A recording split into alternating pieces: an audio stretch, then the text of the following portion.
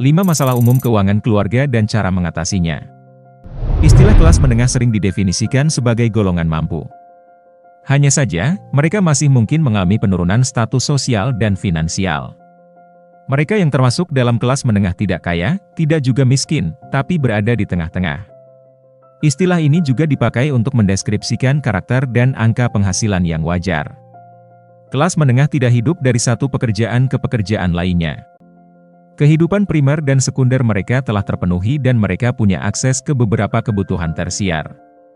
Menurut Wakil Direktur Dewan Ekonomi Nasional Amerika Diana Farrell, seseorang dikatakan kelas menengah ketika sepertiga pendapatan yang tersisa digunakan untuk kebutuhan sekunder dan tersier setelah kebutuhan primer terpenuhi. Namun kini, kebutuhan sekunder terasa semakin sulit dijangkau. Kebutuhan primer seperti perumahan pun juga tak bisa didapat.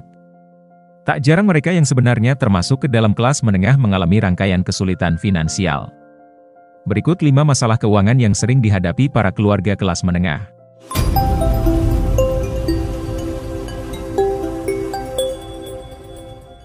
Nomor 1.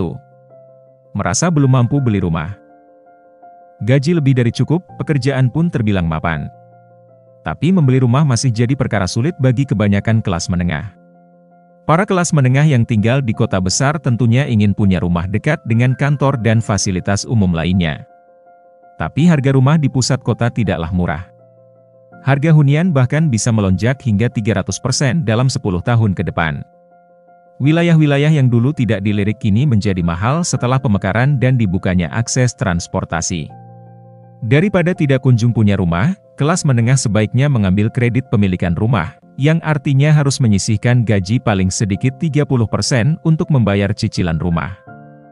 Kredit pemilikan rumah dapat menjadi solusi bagi kelas menengah yang menghadapi kesulitan membeli rumah di kota besar. Meskipun memerlukan komitmen untuk menyisihkan sebagian besar gaji, ini memberikan akses kepada mereka untuk memiliki rumah di lokasi yang diinginkan. Selain itu, perencanaan keuangan yang matang diperlukan agar cicilan dapat terpenuhi tanpa memberatkan kondisi finansial. Selain itu, namun, pengambilan KPR juga perlu mempertimbangkan potensi kenaikan suku bunga dan risiko ekonomi. Selain itu, penting untuk melakukan riset pasar properti agar dapat membuat keputusan yang bijak mengenai lokasi dan jenis rumah yang dibeli. Dalam jangka panjang, investasi ini dapat menjadi aset berharga dan meningkatkan nilai kekayaan keluarga. Oleh karena itu, seiring dengan komitmen membayar cicilan, penting juga untuk terus memantau kondisi pasar dan perencanaan keuangan secara keseluruhan. Nomor 2. Tak ada dana untuk liburan. Liburan, baik itu ke luar negeri maupun hanya keluar kota tetap membutuhkan biaya. Biasanya kelas menengah harus mengorbankan suatu hal untuk mendapatkan kesempatan berlibur. Jika mengacu pada data di Amerika tahun 2014 lalu, sebanyak 54% responden rela tidak membeli barang-barang seperti TV atau elektronik demi bisa berlibur.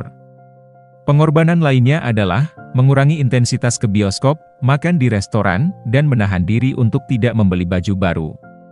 Selain itu, iklim kerja yang kompetitif membuat karyawan memilih tidak mengambil cuti mereka. Mereka berpikir cuti dan liburan justru menguras tabungan sehingga mereka lebih memilih masuk kerja. Alasan lain tidak berlibur adalah karena 40% dari pekerja di Amerika tidak ingin menghadapi tumpukan pekerjaan setelah selesai berlibur. Padahal, penelitian justru menunjukkan jika liburan dapat meningkatkan produktivitas dan kesehatan. Nomor 3. Tak ada dana asuransi. Kesehatan adalah kebutuhan primer. Namun data yang dirilis Forbes menunjukkan jika pekerja di berbagai perusahaan besar di mana kebanyakan dari mereka merupakan kelas menengah hanya mengandalkan asuransi kesehatan dari kantor. Alasannya karena asuransi pribadi terlalu mahal dan bukan kebutuhan mendesak selama biaya asuransi masih ditanggung oleh kantor. Akibatnya ketika kelas menengah menderita penyakit serius, keuangan mengalami guncangan. Maka dari itu, menyisihkan dana untuk asuransi kesehatan tetap patut diperjuangkan. Asuransi kesehatan yang disediakan oleh kantor dapat memberikan perlindungan, namun ketergantungan sepenuhnya pada asuransi dari perusahaan bisa menimbulkan risiko. Asuransi pribadi mungkin terasa mahal, tetapi investasi ini dapat melindungi keuangan keluarga dari dampak besar biaya perawatan kesehatan. Menyisihkan dana untuk asuransi kesehatan menjadi prioritas penting, mengingat risiko penyakit serius dapat memberikan guncangan finansial yang signifikan jika tidak diantisipasi dengan baik. Sebagai langkah preventif, memiliki asuransi kesehatan pribadi dapat menjadi jaminan keamanan finansial di masa depan. Selain itu, memiliki asuransi kesehatan pribadi memberikan fleksibilitas lebih dalam pemilihan layanan kesehatan, rumah sakit, dan dokter. Hal ini dapat menjadi nilai tambah, terutama jika ada preferensi tertentu dalam perawatan medis. Selain itu, dengan memiliki asuransi kesehatan sendiri, Anda dapat lebih mandiri dalam mengelola kesehatan Anda tanpa terlalu bergantung pada kebijakan perusahaan. Nomor 4. Tak mampu bayar perawatan anak.